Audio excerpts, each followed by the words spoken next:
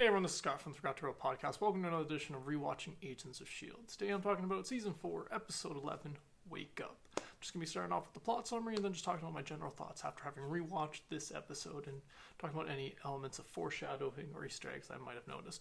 But yeah, let's just start with that plot summary, which says Daisy and Mace attend a Senate hearing to rectify the former signing of the Sophia Accords, with Senator Nadir questioning Daisy's undercover actions. Coulson and Yo-Yo infiltrate Nadir's office to install surveillance devices, but are caught giving Nadir an excuse to start a full investigation of S.h.i.e.L.D. The May LMD realizes that she has subconsciously leaked the details of Coulson's plan and confronts Radcliffe as Fitz discovers Radcliffe's treachery from the original Ada's programming. Fitz later confronts Radcliffe in his cell and deduces that he is also an LMD. The real Radcliffe sought protection from Nadir after Ada's initial failure. He and Ada have May captive with them, her mind in a virtual reality simulation of a tragic past event. Meanwhile, Mac and Yo-Yo have grown closer, and he tells her of his daughter, Hope, from a past marriage who died as an infant. So yeah, that's the plot summary for this episode. I just finished rewatching this episode, and I like this episode because we get a little bit of an insight into how the May LMD came to be, how May got captured. I initially thought at the beginning of the season it happened when Radcliffe was helping May to heal, but maybe that's just when he designed the LMD that would later replace her, because it seems that it was actually when May went to take Ada in that they replaced May with the LMD May. But yeah, I still like that we get a little bit of like May, the LMD May kind of having this kind of conflict in her head, being like, but aren't I the May? And if I'm not, why can't I tell anybody?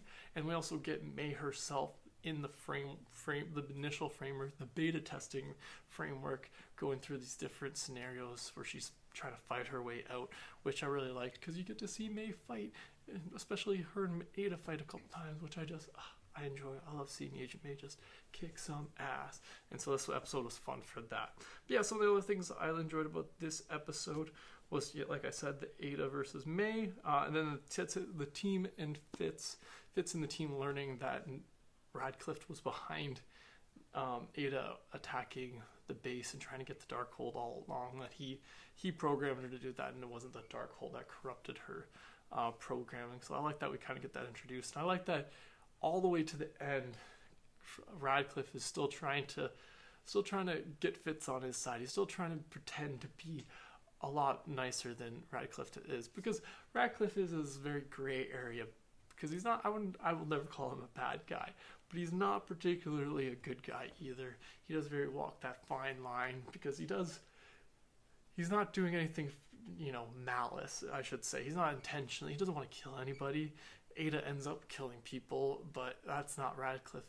Radcliffe doesn't want that. That's not the course of action he wants. He wants, just to be able to work on this technology of his without any interference. And he wants to be able to, use the Darkhold to also advance his means. So I understand his motivations, and I get how he's not a good guy, but I'm not going to say he's a bad guy either, which is why I love Radcliffe's character. He's this very ambiguous kind of, sometimes he's good, sometimes he's kind of bad, and I really like that, because it's just very kind of true to his character, and I feel.